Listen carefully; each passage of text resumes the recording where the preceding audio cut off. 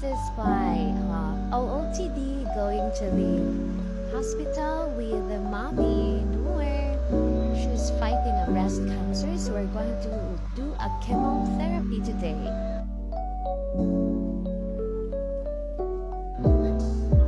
While waiting for our cue, selfie muna.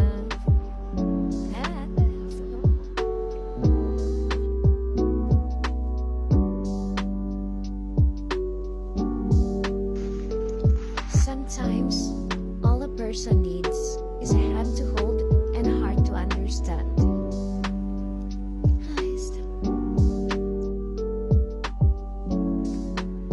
Guys, super taas ng BP ni Mami. Hindi pwedeng i-chemotherapy today.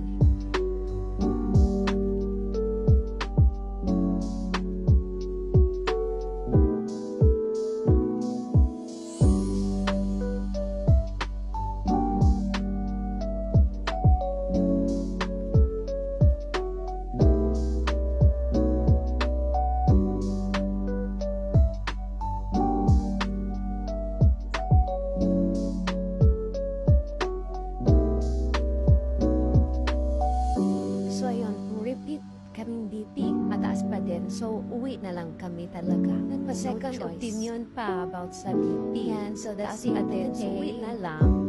Sa bahay, inulit na naman namin ang BP niya.